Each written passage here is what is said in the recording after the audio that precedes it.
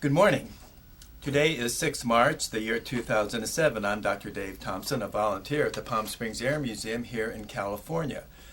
Part of our mission is to record and preserve the history of our country's military conflicts, especially World War II. As part of the Veterans History Project of the Library of Congress in Washington, D.C., we conduct interviews of veterans and civilians who participated in those conflicts. Today, I'm here at the museum and have the honor and the privilege of interviewing Jerry Thorson, the brother of Lieutenant Harold Thorson. Lieutenant Thorson was a P-38 pilot in the Pacific during World War II. So we're going to talk to Jerry about that and a lot of other things. Nice to have you here, Jerry. Thank you, Dave. A pleasure to be here. Thank you. Would you state and spell Harold's full name for us, please? Yes, Harold, Harold, H standing for Henry, which was my father's name, Thorson, Thorson. And when and where was he born?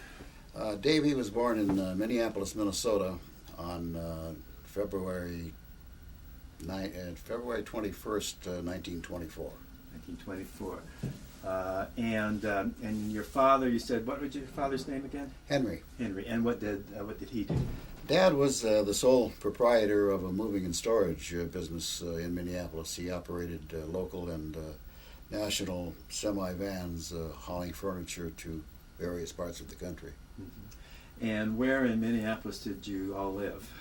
We lived right in inner city Minneapolis, I guess it's called now, but we also subsequently lived in a couple of different suburbs of the Minneapolis area.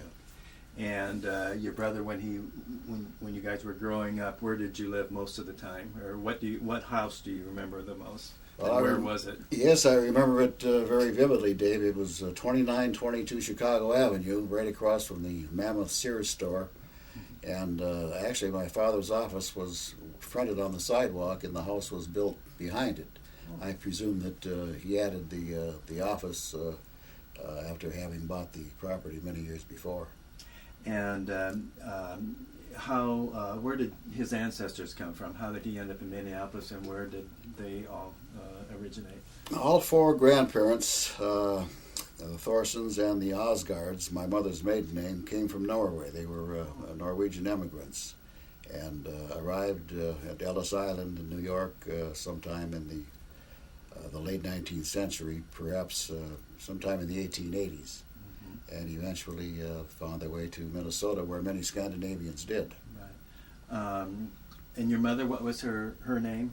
Marie Osgard, with a double A. Did they know each other in Norway before they came to the States? No.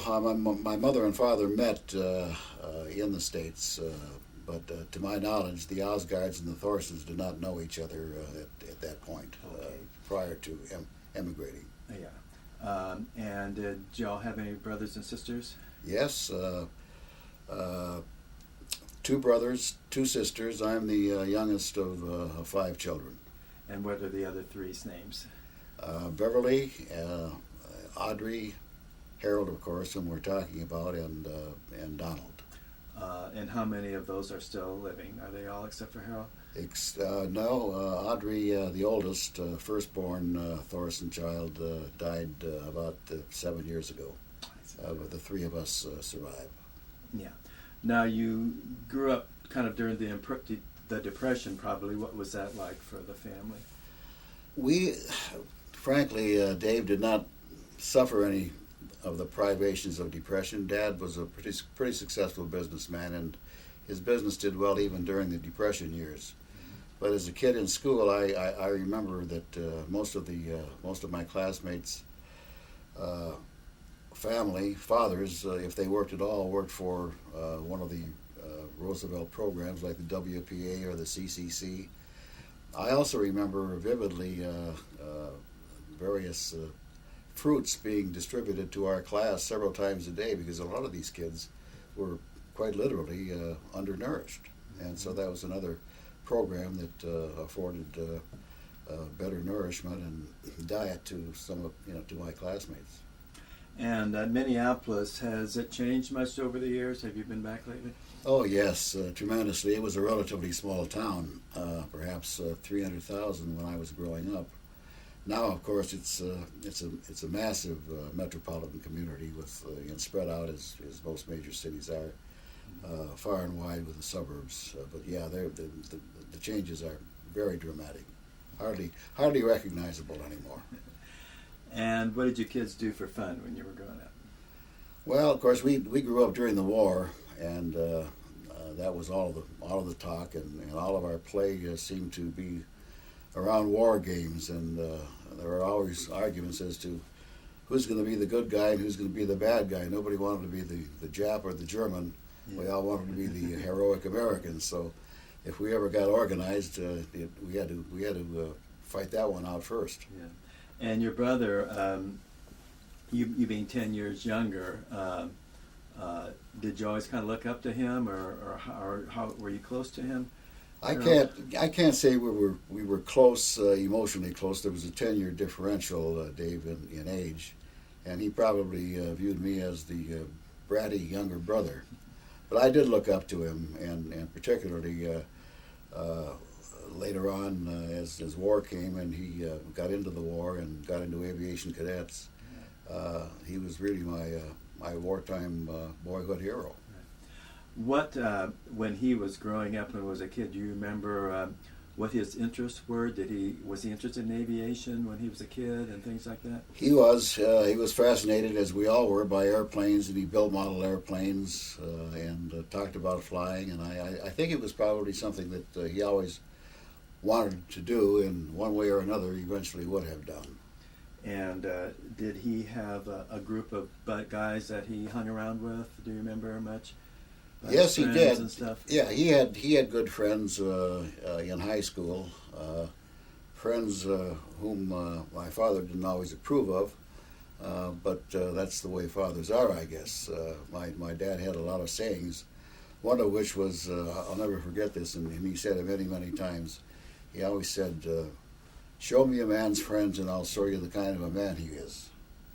And so we always tried to please him, but we didn't always do so. And did they speak,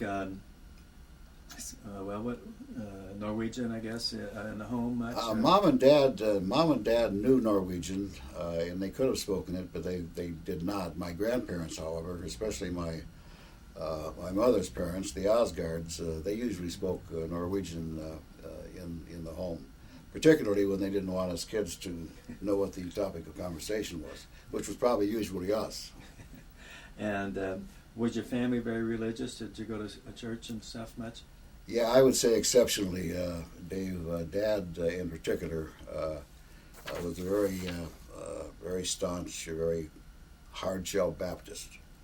And so he had pretty definite ideas about what one should do and what one must do. So there was a lot of daily church, daily Sunday school, daily vacation Bible school in the summertime, which at least I detested, and I think the rest of us did as well. Yes, religion was a very important part of family life. Baptists, I don't think of Baptists being in Norway all that much. Did they kind of, when they're here in the States, they probably joined? I think so. Typically, they would have been born Lutheran, yeah, which is essentially the state religion of most of the Scandinavian countries. But I think my dad was converted to the Baptist belief sometime in his early adulthood. And where did your brother go to grade school and high school and stuff? We went to Minneapolis public schools. He would have gone to Clinton grade school as I did. And then he would have entered Central High School, Minneapolis Central High School, where he spent his freshman and sophomore years. But my father apparently didn't like the way things were going, the guys he was hanging out with, and a bit of trouble he was getting into. And so he enrolled Harold, without Harold's knowledge incidentally, in a military school called Pillsbury Military Academy in the small southern town of Owatonna, Minnesota. And Harold spent his junior and senior years at Pillsbury Military. Do you know how he liked that, or did he ever say much about it? I think he adapted well. He made good friends there. He became a good student. He was never scholarly, but learning came easy for him, and he was particularly good in the sciences and in mathematics. And as a matter of fact, he graduated near the top of his class academically, and he was also promoted in his senior year to be first sergeant of the Cadet Corps. Did he play any sports in high school? He did. Although he was small, he played football. He was only 5'7", but he had the reputation of being pretty gutsy, and he was a standout on the swimming team as well. And he was on the rifle squad, and he apparently enjoyed that. But I think he enjoyed the military life. Yeah.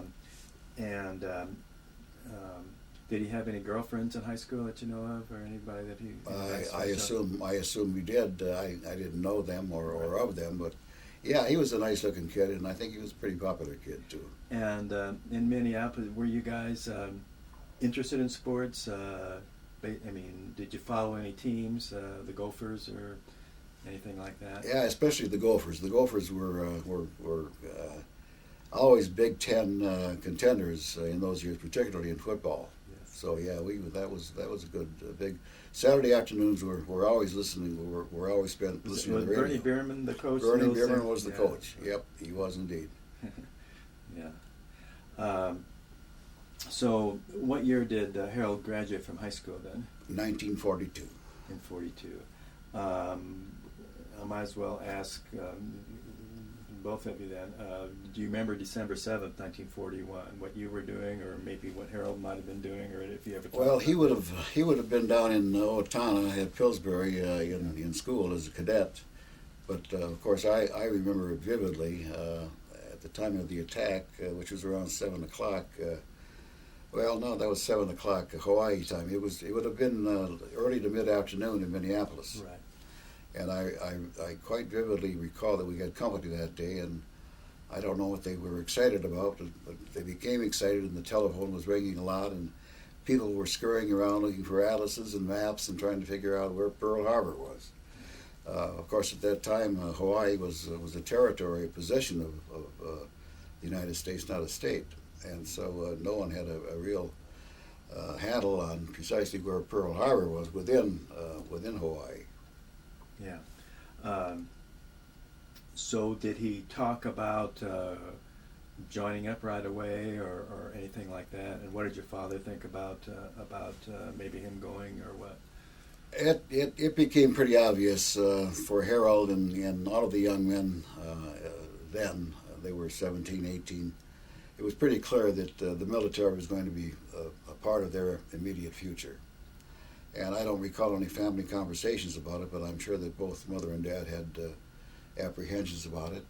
But they were patriotic Americans, and they were willing for their sons to go and do what they had to do. Yeah. So Harold graduated in 42. So what did he do after graduation then?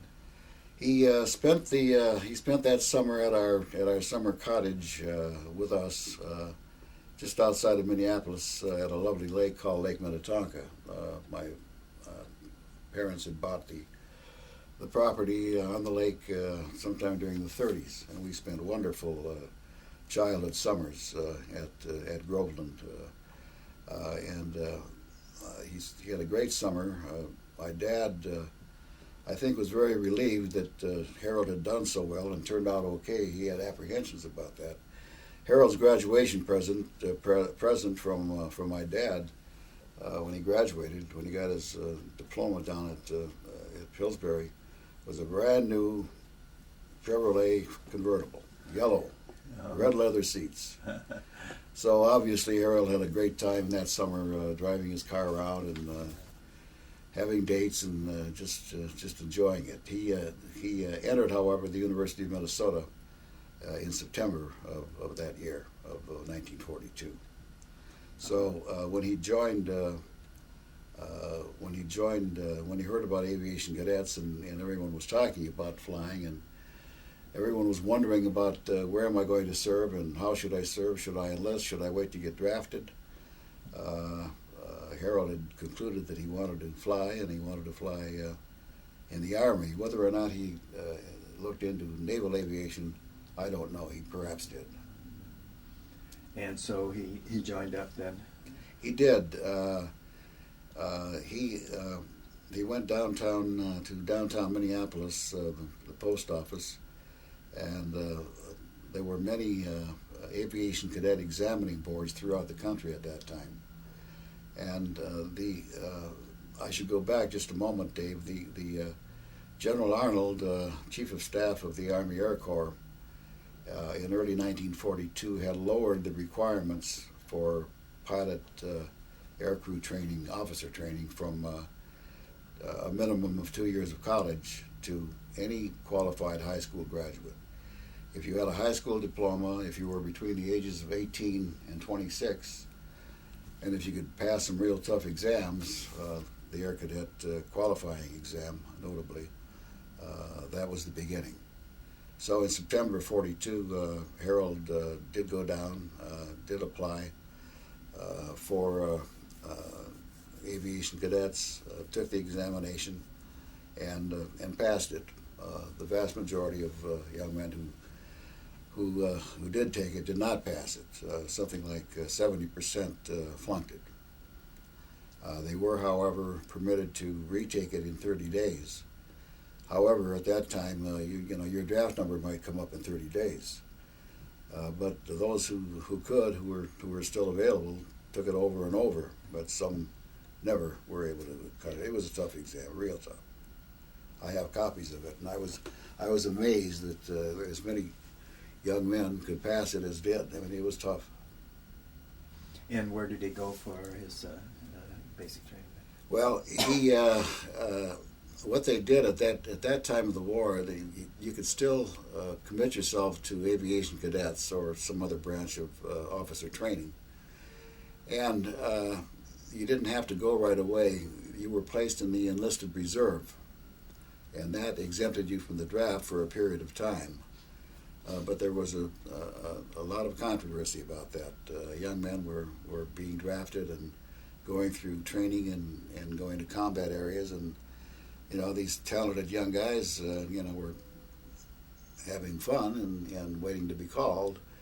And so President Roosevelt put an end to it. He signed an executive order ending that part of it. But Harold had gotten in under the wire, so he was still okay. The problem was, of course, that they needed literally hundreds of thousands of pilots. They needed countless airfields, and they needed countless airplanes. We were just obviously gearing up for a war that we were grossly unprepared for. And there was a need for pilots, but there was no place to put them yet. I mean, there weren't sufficient airplanes, there weren't sufficient airfields. But finally, in February of 1943, he got a letter telling him to report for induction to Fort Snelling, Minnesota, which is just outside of Minneapolis, and then he would go on to essentially basic military training at Jefferson Barracks out of St. Louis, Missouri. But it was basically Jefferson Barracks was essentially abbreviated infantry training. They bivouacked. They carried rifles. The old World War I Springfield. It goes all the way back to the Civil War, I believe. Jefferson it does. has quite a history Yes, to it. it does. It does. It's a very historic post. And at the time, it was they threw it up. The barracks were tar paper shacks essentially. Miserable place. The weather was awful. A lot of guys got sick. But it was a place to initiate them to the military way and military methods and military traditions, and they typically spent 5 or 6 weeks in that kind of a setting. Not only at Jefferson Barracks, obviously, but all over the country. That was simply one that he had been called to. And where did he go from there? Uh, at that point, at that time, the Air Corps, Air Force, by that time it had been redesignated Army Air Force, still had a problem. They wanted to keep these young men who had been committed to aviation cadets. They still didn't have a place to put them, and so they came up with another plan that was called the College Training Detachments. And approximately 150 colleges and universities throughout the country were selected to set up facilities for anywhere from 1 to 500 aviation cadet hopefuls. They were not yet called aviation cadets. They were called aviation students. And so Harold was assigned to the 89th College Training Detachment at the University of Minnesota, which was fortunate because obviously it was right in his backyard. And the plan originally was to have these young men spend up to 5 months at a college training detachment before being sent to the more structured actual aviation cadet training. It did serve several functions, one of which is it held these men safe from the draft, frankly, until the pipeline could empty out a bit and get these guys into the training aspect, the actual training aspects. It also served, I think, the important function of correcting some academic deficiencies in these kids. Most were high school. Well, they had to be high school graduates. Some had some college. Some were college graduates. But the training, the academic training to come, demanded a great deal from them intellectually, and so I think that for a lot of these kids, and they were kids, that was a valuable part of their preparation, and enabled them more successfully to handle the really tough intellectual demands that they'd experienced in just a couple of months. Mm-hmm. They decided then that they had taken a battery of tests, these guys, at Jefferson Barracks and other basic training areas, IQ tests, aptitude tests, just an array of tests. And the pipeline was loosening up a bit. They wanted to get these guys into that pipeline, flying training as soon as possible. So they concluded that the people who had tested well, the guys who had tested well, would spend a minimum of 2 months at a CTD, College Training Detachment, up to 5 months based on the scores they had achieved as a result of these tests. Harold apparently had done well. He was found academically sound, so he was on his way to California and the beginning of flight training after 2 months at the University of Minnesota. And where in California did he go? The first station in California was Santa Ana Army Air Base, which was one of 3 pre-flight classification and pre-flight centers throughout the country, by far the largest. I mean, it was a huge, sprawling base that it had again been put together miraculously in just months. You know, it was just 20,000. I think the peak strength at Saab, SAAB, was 26,000 men at one time. Yet it had two functions. One of which was to classify these young men either as pilots, pilot trainees, or pilot or navigator trainees, or bombardiers, or determine that they did not qualify for any of the officer positions, in which case they were washed out. And that happened, of course, to a great many of these guys.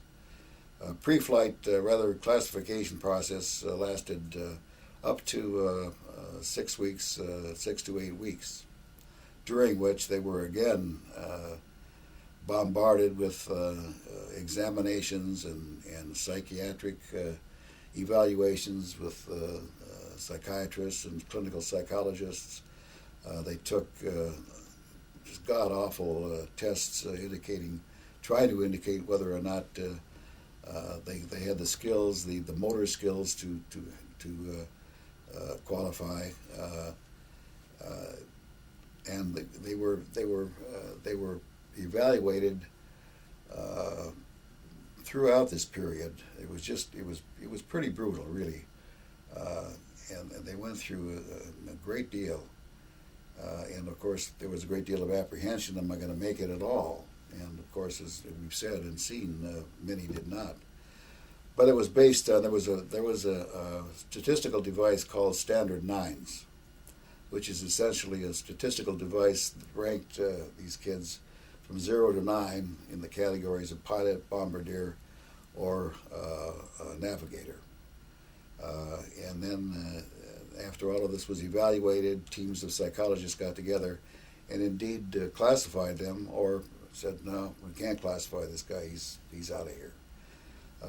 They finally marched Harold's squadron down to the base theater, and they sat in rows alphabetically, and each man was called up to a table where 2 officers sat who had a stack of cards.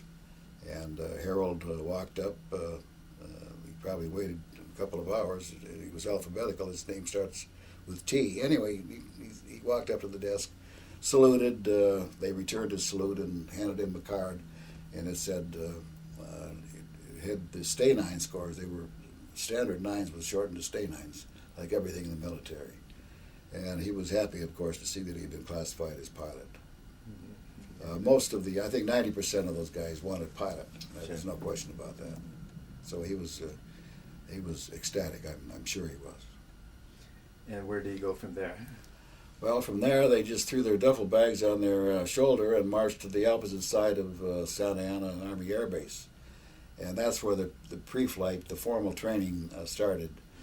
Incidentally, Dave, Saab didn't even have an airfield. There wasn't an airplane in sight. This was strictly classrooms and parade grounds and the usual PX base theaters, chapels.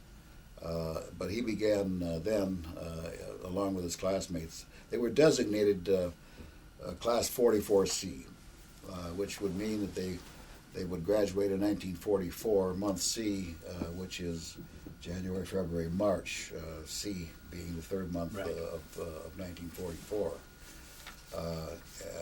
And then at that point, at the point they had been classified and began pre-flight, then they were literally, then they were for the first time officially called aviation cadets.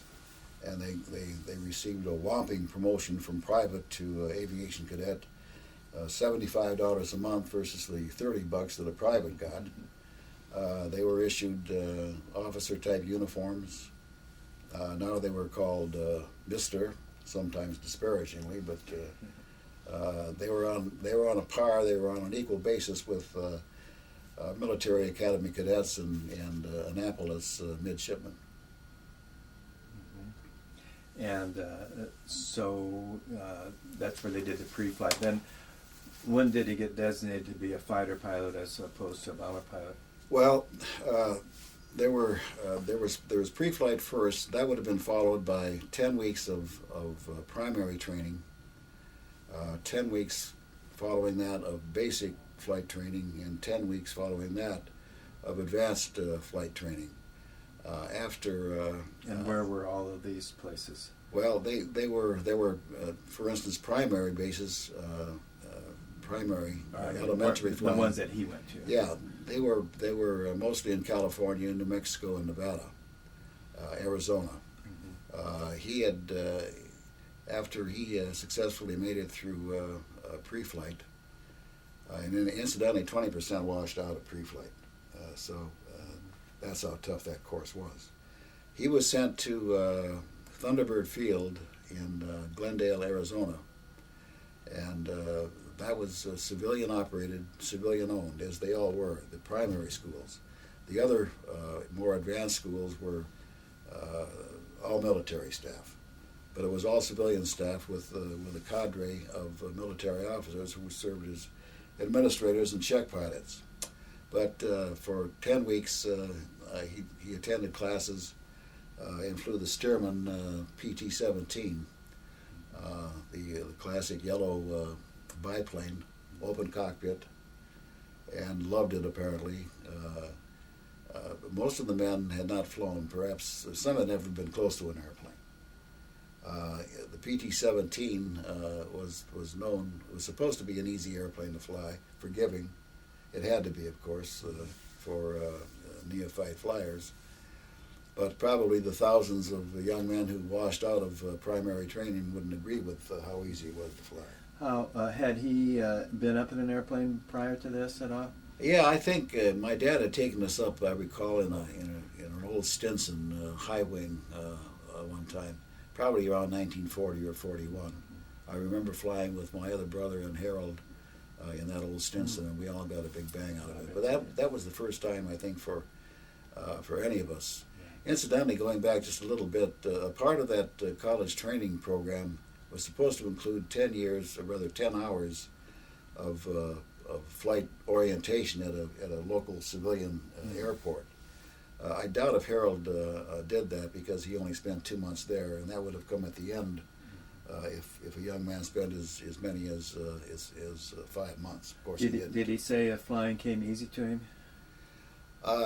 All reports are that it did. I think, and I've talked to men who went through training with him. He was apparently a natural pilot.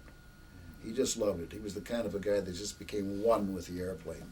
He was comfortable in the air. I think it was a piece of cake for him. And I think he was just the kind of a guy that was exhilarated in the air.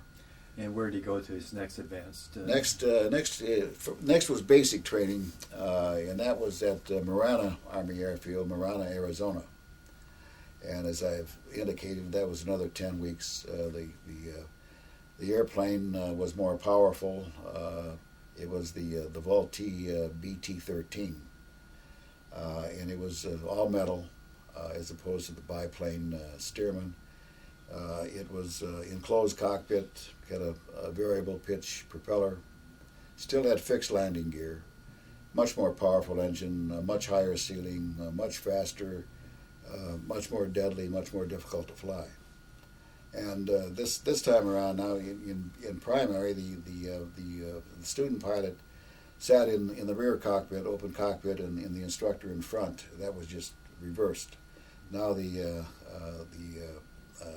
student sat in front and the instructor in back.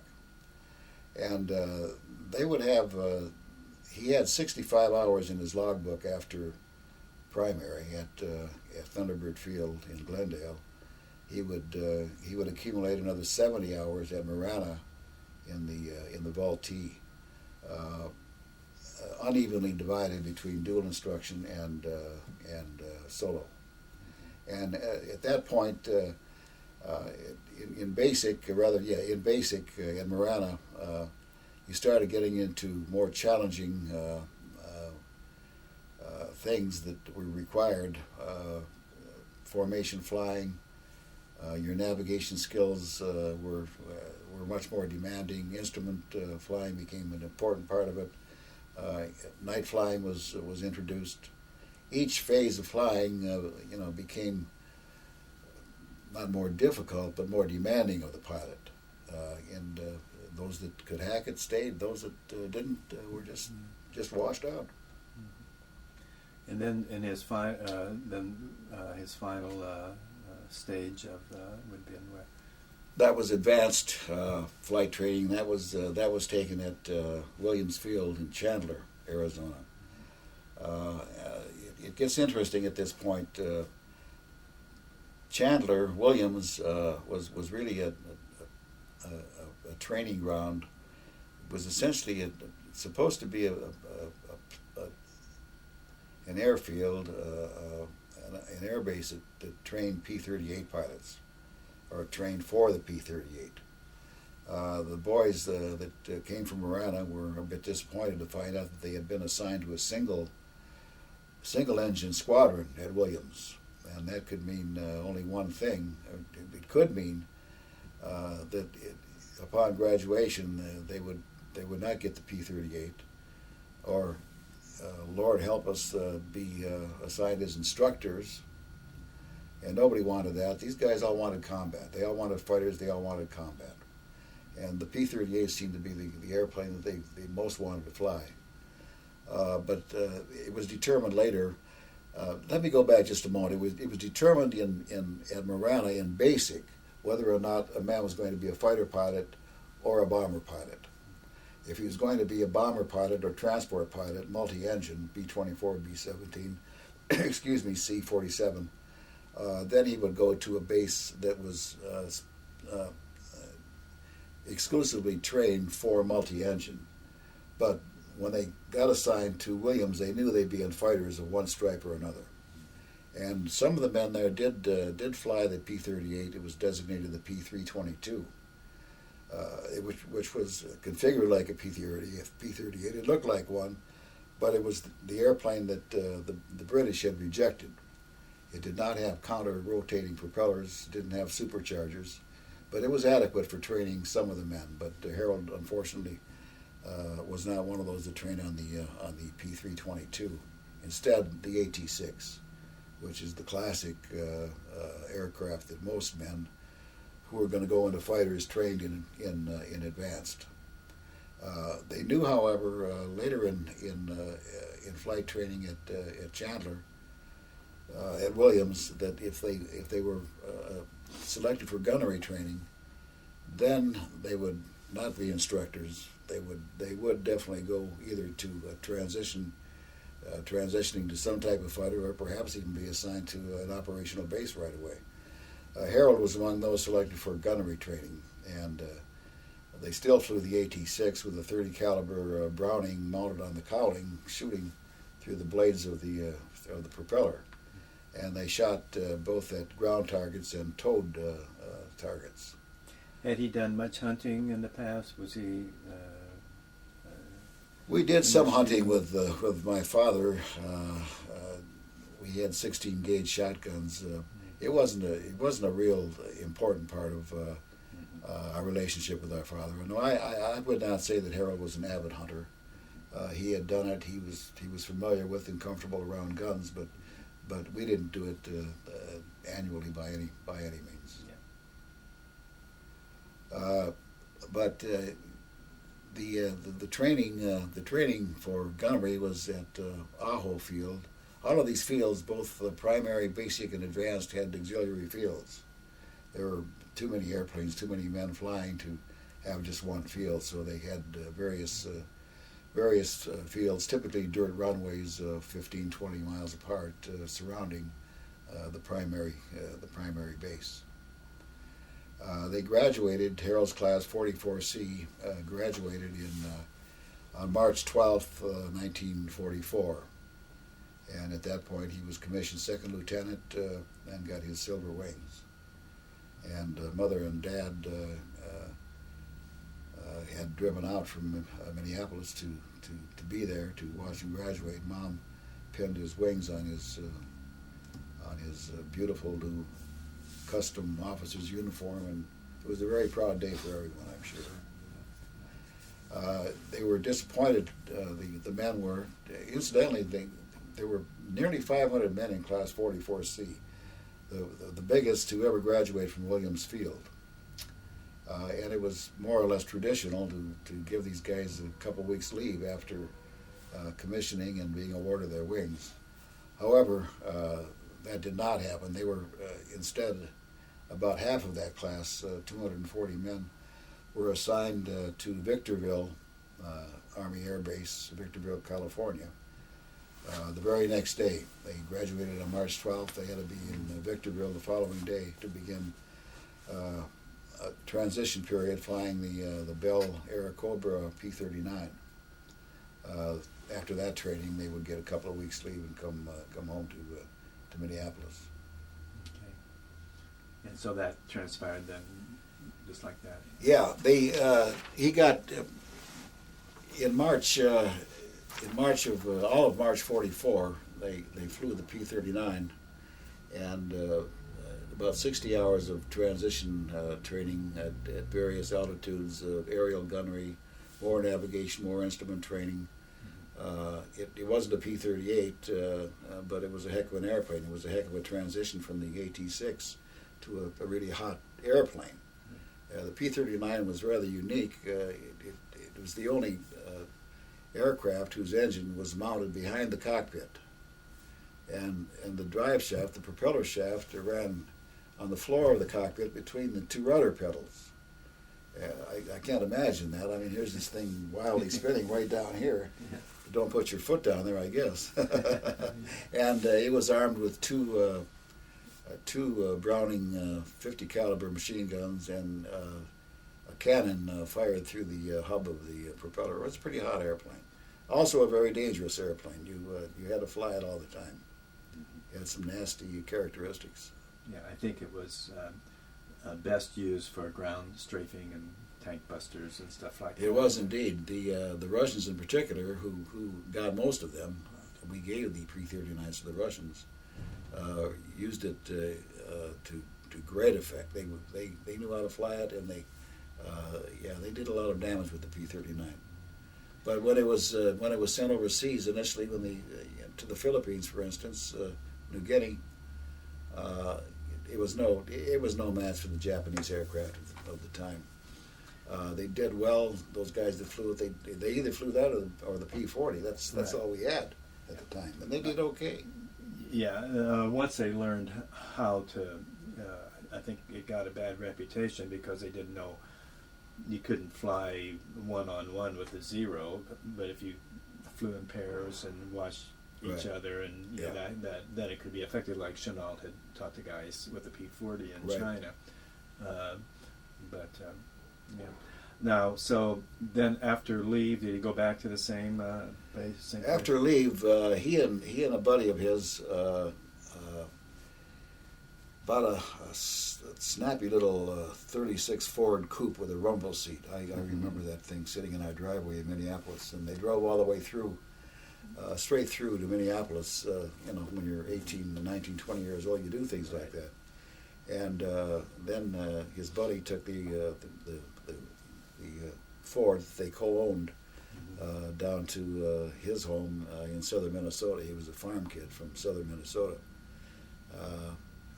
And Harold spent the 2.5 weeks meeting old friends and just enjoying life generally. I remember how proud I was as a kid seeing him in uniform for the first time, with those shiny gold bars on his shoulder and those shiny silver wings. I thought, well, this is quite a guy, and he was quite a guy. Yeah. So when he went back, where did he go then? He went back to California for more P-39 training. The problem was that he was still earmarked as a P-38 pilot, and he was supposed to be flying P-38s by that point. But we didn't have enough P-38s. The demand for that airplane was so great, particularly in the Pacific with the 5th Air Force, that they simply didn't have enough P-38s to release those aircraft for training. But finally, after a couple more months of P-39 training, he must have been a pretty expert P-39 pilot by that time. He flew them at the Salinas Army Air Base and also at Moses Lake, Washington. And then finally, in August of 44, he got the call to come down to Ontario Army Air Base, location of the International Airport now, to begin P-38 transition. And that's the airplane he always wanted. So here's a young guy, 19, 20 years old. He wants to fly. He wants to fly badly. He wants to fly fighters. He gets fighters. He wants to fly the P-38. He gets the P-38. And he wanted combat, and God knows he got combat. Okay, this might be a good time. Let's go over to that P-38 there. Maybe you can just point out some of the, let's talk about it for a little bit. It's a Lockheed Lightning. And it doesn't look like any other fighter that we have. So let's talk. Why don't you talk about some of the differences? Yeah, I'd be happy to, Dave. It certainly was not like any fighter we had. First of all, the obvious difference from any other fighter we had was the fact that it had two engines, and the fact that it has two fuselages. It's configured totally different from any other airplane. These are liquid-cooled V12 Allison engines, very, very powerful, super turbocharged here. In the nose, you've got 4 Browning 50 caliber machine guns, and you've got a cannon, a 30 millimeter cannon, surrounded by those 4 Brownings. So it packed quite a wallop. Another unique thing about it, of course, is that all other fighter aircraft have the 50 calibers mounted in the wings, 3 or 4. In the case of the P-47, 4 in each wing. You can readily see the advantage here. These are flying. These are firing straight ahead. Here's the pilot right here under that canopy, and the fire doesn't have to converge on the target, which typically the converging point is about 250 yards. Instead, here you just fly as close as you want to, press the gun trigger, and everything goes off at the same time. It was highly aerobatic. Let's talk about the counter-rotating engines and the advantage of that. Yeah, sure.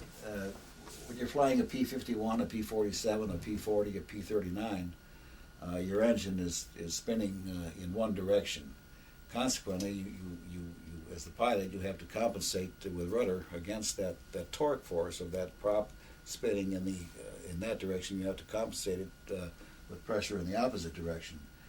With the P-38, each of the engines are spun outboard.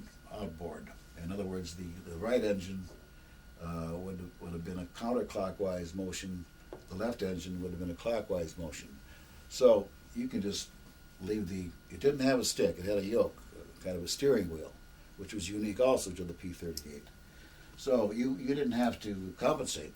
I mean, you just drove straight ahead, and that was it. However, if you lost an engine, that was an advantage. It's not advantageous to lose an engine, but it's advantageous to have another one to rely on to get you home.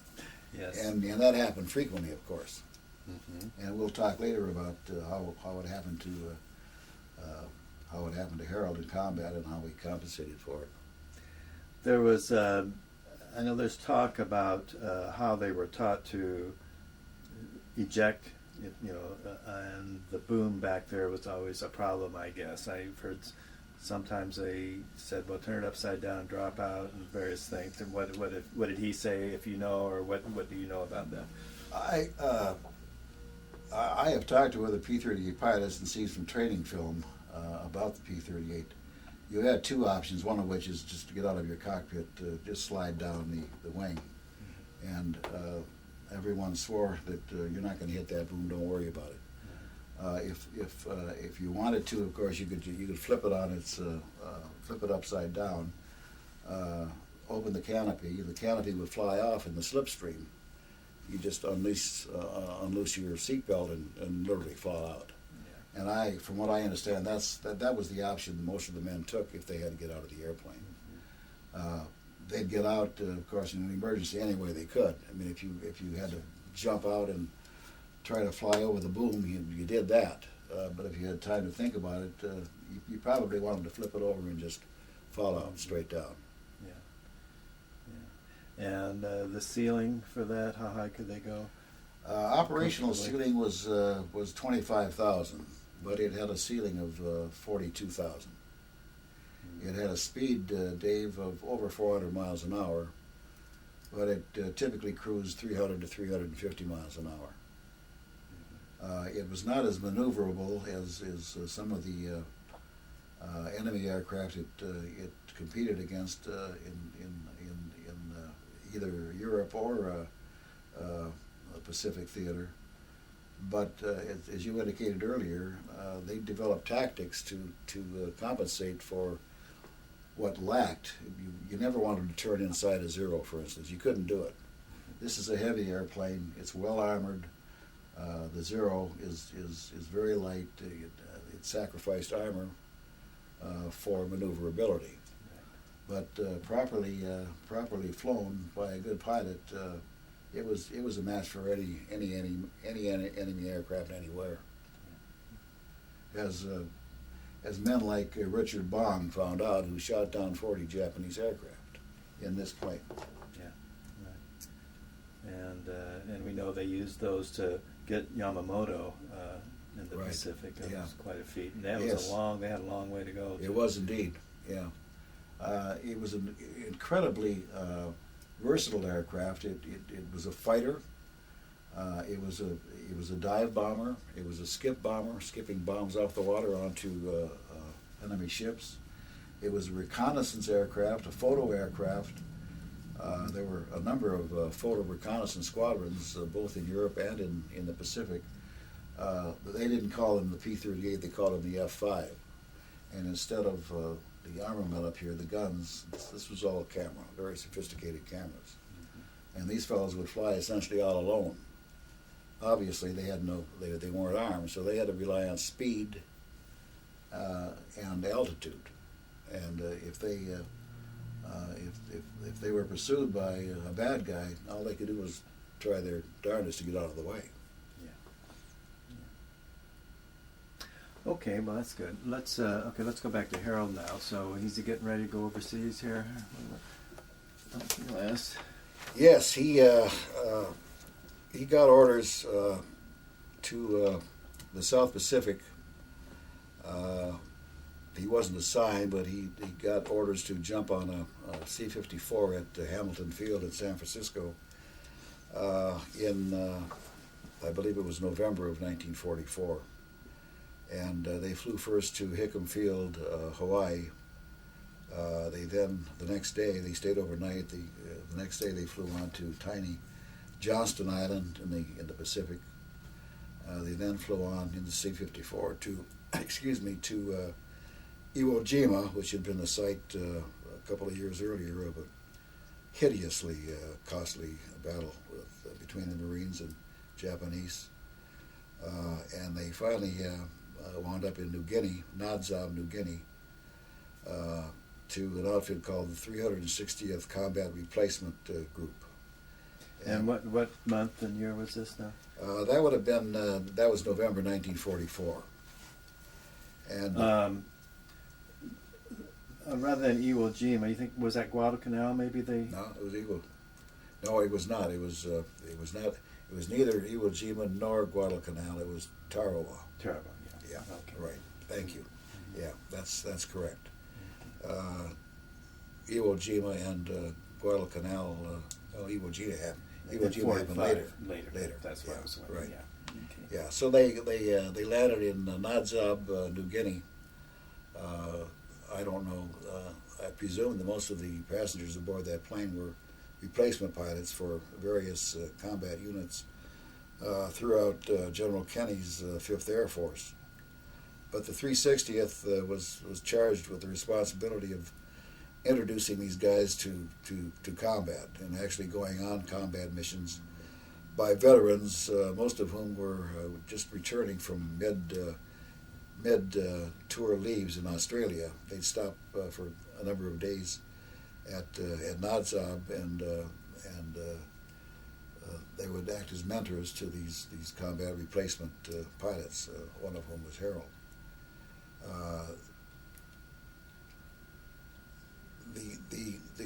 It was a very ambitious plan and program on paper, but the reality was that no one got nearly the retraining, the training and orientation that was on paper. The demand for these guys was too great at the units. They gave them the minimum that they had to give them, the essentials, the absolute must kinds of things they had to know, and then they were gone to various assignments, various groups and fighter squadrons. He did check out in the P-47 while he was there, and they did fly a few missions to bypass Japanese airfields in the area, but they didn't see any actual combat while there. And I think he spent, perhaps he may have spent as long as 30 days this becomes murky. But sometime in December, he got his orders for his permanent station, which was the 49th Fighter Group, the 9th Fighter Squadron of the 49th Fighter Group. And that was quite an outfit. They had a. Was that still in New Guinea? No, they were on Mindoro, the Philippines by then. They had gone. They had fought their way north from New Guinea, from Australia actually, through New Guinea and finally into the Philippines. And it was the squadron among other aces of Dick Bong, who was with the 9th Squadron and the 49th Fighter Group. Harold would not have known him, of course. Bong had departed some months before Harold arrived. Bong would have been on his second tour at that point. But it was a good outfit, combat hardened, had a heck of a reputation. They created. The 49th Group created 50 aces in some 700 Japanese airplanes shot out of the air. The 9th Squadron alone accounted for 15 aces, which means anyone who shoots down 5 or more aircraft is an ace. And the 9th Squadron had 15 aces, and one of whom was the famous Major Dick Bong. Yes. How many missions did Harold ultimately fly? Interesting question, Dave. Many more missions than he normally would have. When he got there to Mindoro, the 9th Fighter Squadron, they were seriously under strength. The typical strength of a squadron in the Southwest Pacific was about 50 serviceable aircraft, rather 25 aircraft, approximately 45, 50 pilots. When Harold got there, he learned that he was one of 23 pilots. But that didn't lower the mission requirements for the squadron. Whereas typically in a full-strength squadron, a man was flying every third day. With the 9th at that time, for the first month at least, these guys were flying 3 days and they were off 1. So Harold became a veteran very quickly. I estimated that he flew 70 combat hours in the first month alone. A man in a full tour, a year and a half approximately, in a combat area would fly perhaps a total of 150 hours. And you can imagine, you can see where these guys were really working hard. And whether or not that had an effect on, it had to be fatiguing. It had to be, it had to have an effect on efficiency of all of them. But yeah, he got a lot of combat hours in. One indication of normally he would not even have received an air medal. Air medals are typically given for X number of missions flown. Well, he had an air medal and 2 oak leaf clusters. In other words, he had three awards of the air medal for numbers of missions flown, and he only flew he was only there for a total of 50-some days. Well, my God, that's a lot of flying, and it's a lot of combat flying.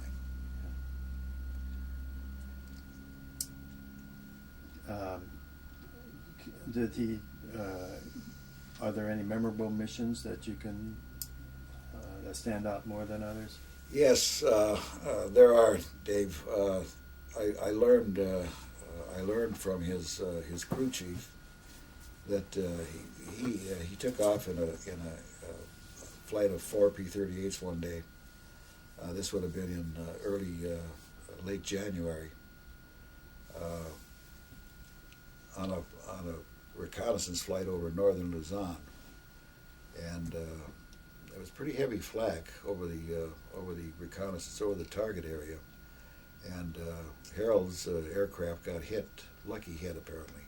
I mean, it wasn't a barrage of ack-ack, but he got hit nonetheless, and it took out his left engine, took out his landing gear, and shattered his plexiglass cockpit.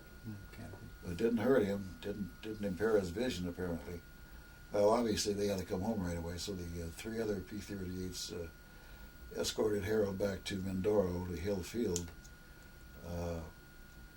It's not unusual to fly a P-38 with one engine. It happened quite a bit. It is quite something, though, to fly a P-38 with one engine and then have to land it with no gear, make a belly landing with it. He was able to feather the prop on his left engine, and by the time they got back, of course, with radio contact, it was quite a gallery watching the event. He was on camera, so to speak. But he brought her in with one engine, gear up. He touched down with his boom first, put it down gently, just below stall speed, and then it settled down on his belly, the area here, and then of course the right propeller bit into the dirt runway and it turned slowly around. And by the time he climbed out of the cockpit and slid off the wing, the truck was always already there, spreading foam on his engines. Let's change tapes here. Sure. Doing I okay? could use a drink of water. Yeah. Let's, here, I think I got some here. I'll get it for you.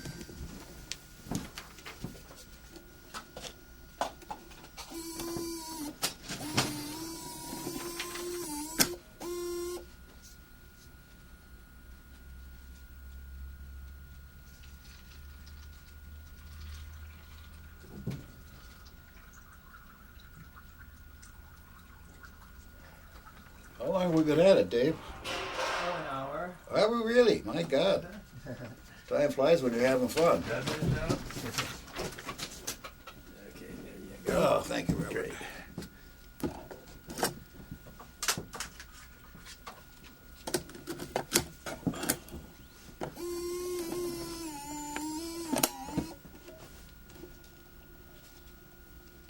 Oh, that was good.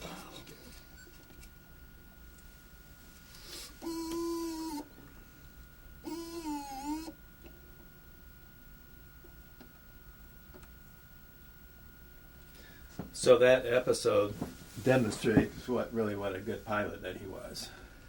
Well, I would like to think so. Yeah, there's no question that he was good at what he did, and I have quite a bit of evidence that he was a superior pilot.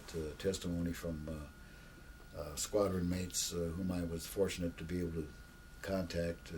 These 60 years later. I guess we haven't really got into this, but did he come home from combat? No, he didn't, Dave.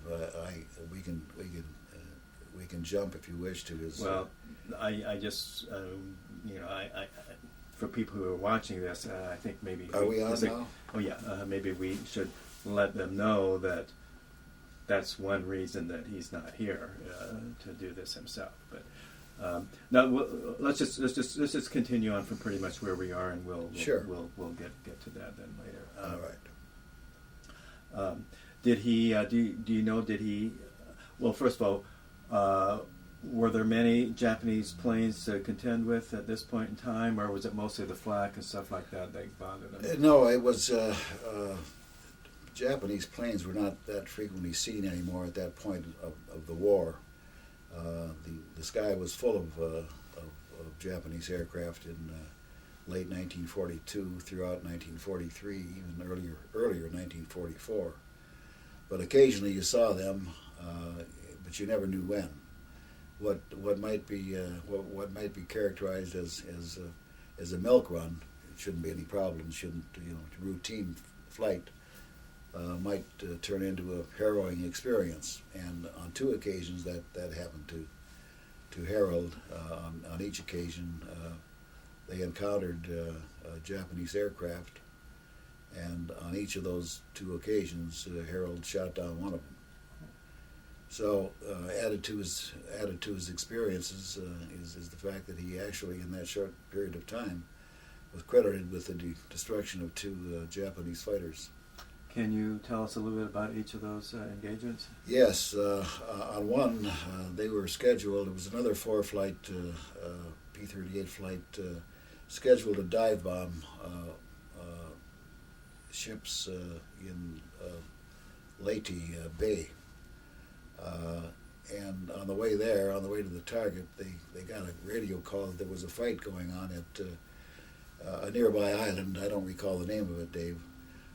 They went over their target they were at 13,000. They dropped their bombs at 9,000. Didn't hit anything. They usually didn't from that altitude. 1,000-pound bomb. There was no accuracy there. But anyway, they screamed over to the where the fight was going on, and his flight of four dove on two Japanese aircraft. They were identified as Oscars, which is a Zero type Japanese aircraft. It's a fighter aircraft. Looks like a Zero. Almost instantly, at about 7,000 feet, his flight leader fired on one. It blew up, just absolutely blew up in the air right in front of him. And then Harold observed another Zero, another Oscar rather, being pursued, a P-38 rather, being pursued by another Oscar. He dove on the Oscar that was chasing a good guy. Just a short burst, and it exploded right in front of him, and he flew through the debris. Of course, when they got back to Mindoro, it had done some damage to his airplane, but he came back on two engines. He was unhurt. There was another occasion when they were escorting B-24s on a high-altitude bombing run. God, there must have been, I think there were 25 or 30 P-38s escorting probably as many B-24s on that bombing mission. And they encountered just barely specks below them. And it turned out to be a flight of 6 Zeros. He was in Beware White Flight. That was the code name for his flight. The flight leader released that flight of 4, including Harold, to go down and check out those specks. They turned out to be Zeros. And again, Harold flamed one of those, got on his tail, 6 o'clock position, and fired at the wing route, which in a Zero was the most vulnerable place to fire. That's where the gas tank was.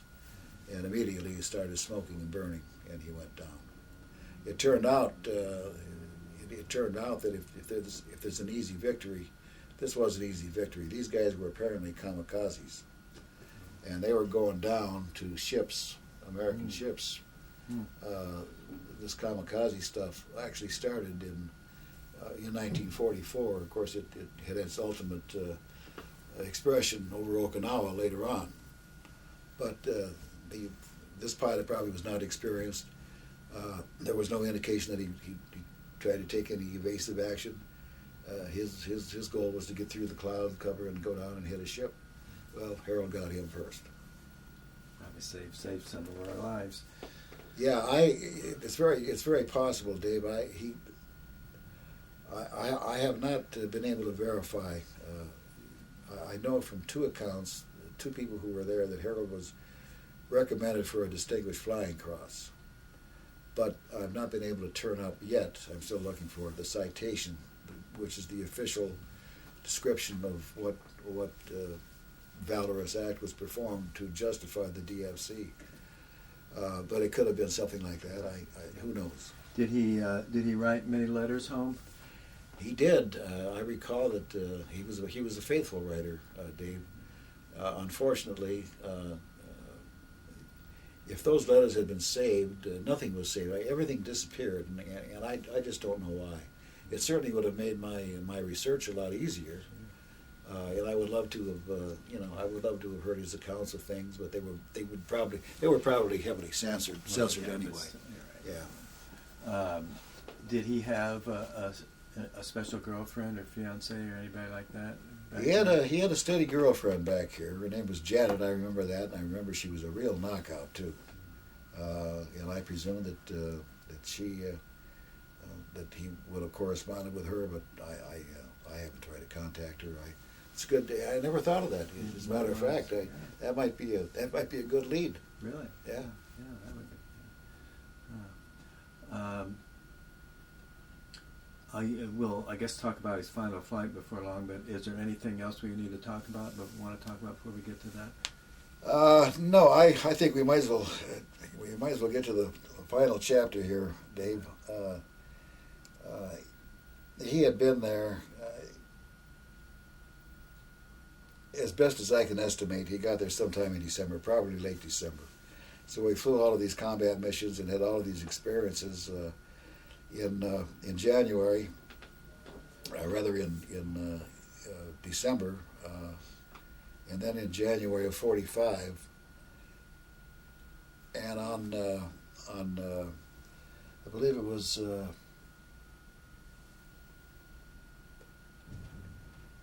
On February 18th, he would have gone to the operations tent, and he noted that he was scheduled to fly early the next morning as wingman to Lieutenant Bud Tiffany,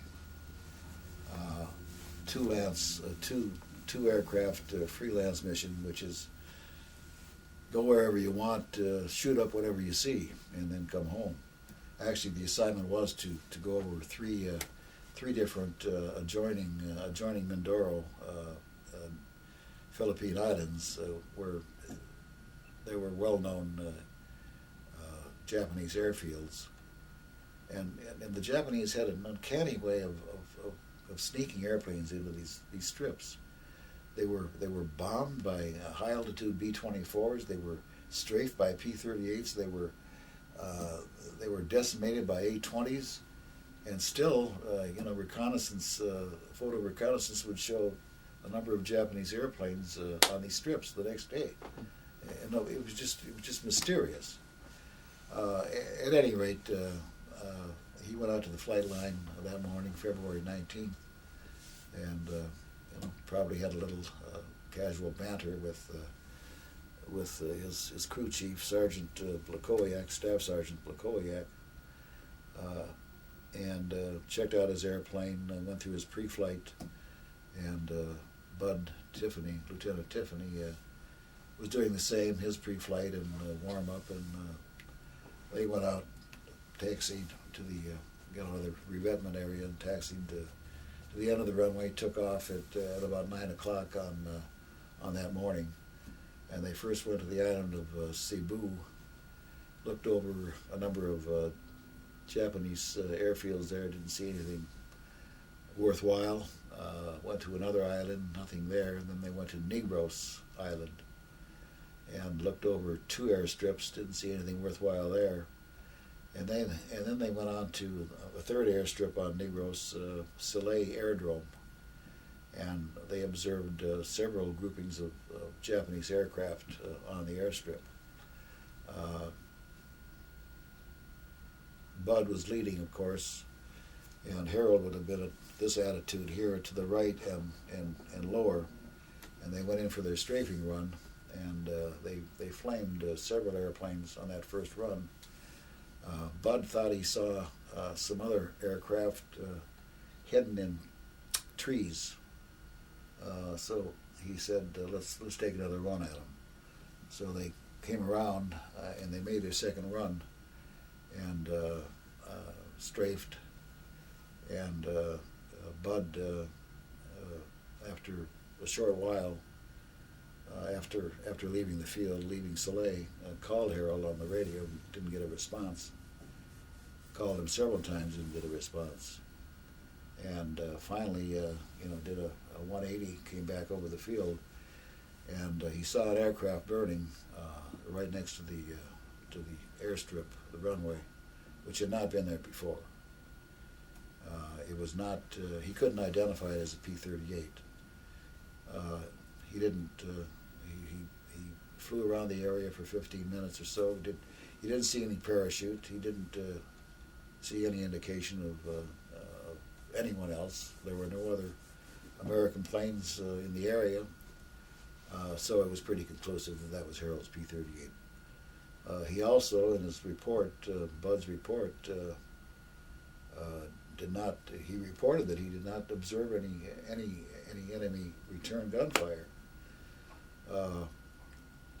At war's end, an affidavit was taken by a Filipino who lived near the airstrip, near Soleil in Naga Hacienda, that there was indeed return Japanese fire and that he saw Harold's plane get hit. Mm-hmm. And it came down, he must have gone up, and it came down virtually vertically and caused an 8-foot hole by the, of course he was killed instantly, if indeed he wasn't killed with the incoming shells.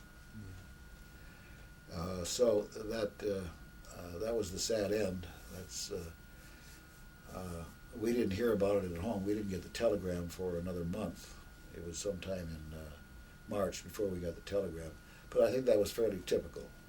I think they wanted to make sure that. And it was, when you got it, was KIA, not MIA. No, that's something we should talk about at least briefly, Dave. In retrospect, it did come. The telegram came missing in action. There was no question at the squadron that was Harold's plane and that he had been killed. But of course, it wasn't proof positive. It wasn't absolutely proof positive, and I'm sure that they had stacks of policy manuals that told them what they must do, and Anyway, the effect, Dave, was to give my parents, to give us false hope for the rest of the war. Could he have been captured? Could he be wounded? Could he be evading capture? And we agonized over this. Of course, the end of the war came in August of '45. Man, we hadn't heard anything, and finally, after a year, now we're past the war, and it's 1946. We were notified that he was killed in action, merely because he didn't show up. We thought he could be a POW, but none of that, of course, was. He died that day, without question. But it's too bad that we had to agonize over it for so damn long before. And how did that affect your parents, or did it? It affected my dad in particular. Harold was unquestionably Dad's favorite son, and he took it hard. As a matter of fact, my dad was never the same again. He sold his business. He went to pieces. He became extremely religious, almost morosely so, and it really. I don't want to sound dramatic, but it had a pretty profound negative effect on the whole family because of the way Dad was unable to handle it. Yeah, it was pretty traumatic. It truly was.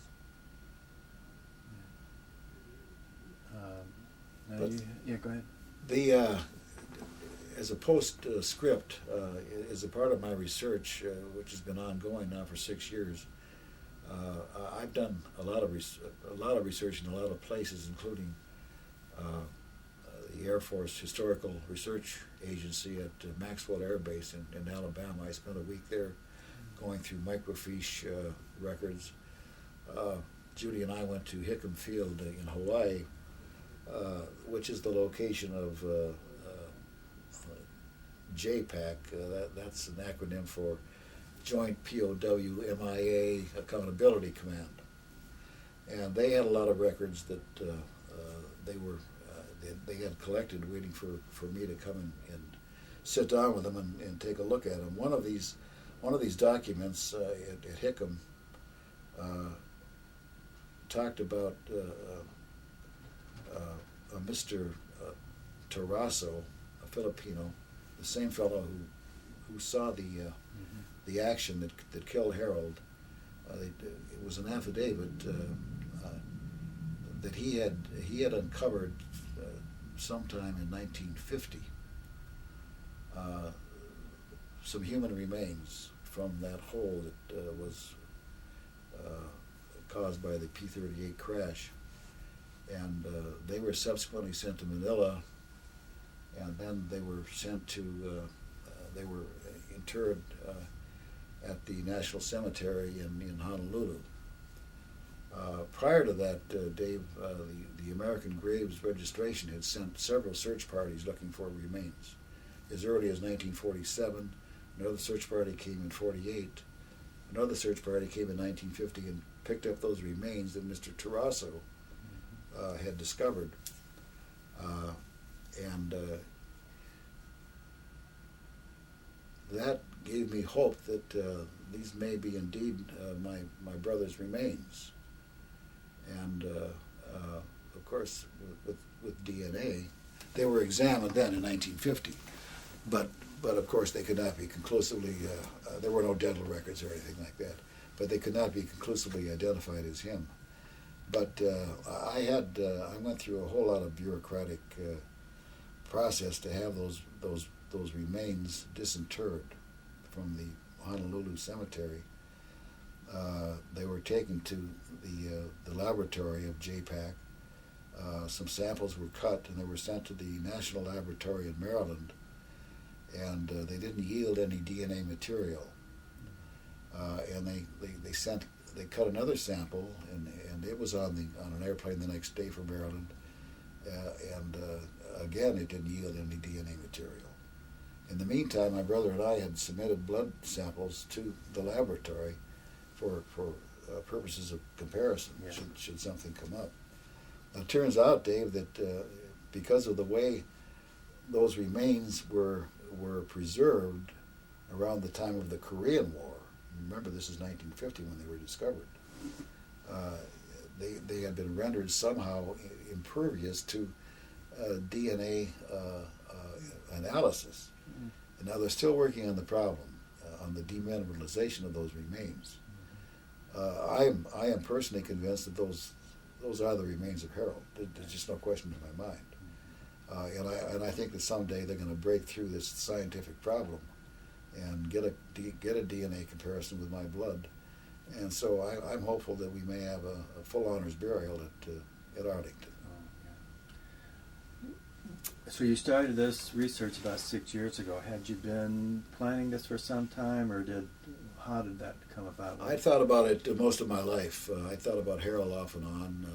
As I said at the beginning, he was my boyhood hero, and he's remained my hero in my thoughts all these years. And of course, finally, I had the time. I retired. And now we've got computers and Google and means of looking into this thing. And it was a wonderful experience for me. But I had always wanted to do it, and I finally got it done. Have you been able to speak to any of his squadron mates? Yeah, I have. As a matter of fact, one day I had a very moving conversation with Bud Tiffany, the fellow that was his flight leader on the day he died. He's since passed away. He was quite old at the time, 84. But he vividly remembered that day, and he'd thought about that day almost every day himself. Harold was the only man he ever lost in a full tour in the Philippines. He never lost another wingman. He said that remembered him well. Said he was a hell of a pilot, and he still felt bad about it. I mean, obviously, he bore no responsibility, but it's the kind of a thing that a guy would think about. I've also had a lot of email correspondence with his flight chief, the assistant operations officer who was there at the time, and they all had kind things to say about Harold. Apparently he was just a great flyer, great guy, liked to have a good time, drink a bit. He was adventuresome, enthusiastic, gregarious, and cocky. In other words, he was a hell of a fighter pilot. Well, I wish Harold were here for me to thank him for his service to our country, but I'll let you pass it on to him. Jerry, thanks for coming and sharing. Thanks so much, Dave. Yeah, it's been Thank my you. pleasure. Okay. Thanks for the opportunity. All right. It was great. Thank you, Dave. Yeah, it was good. You asked good questions, and you followed along in a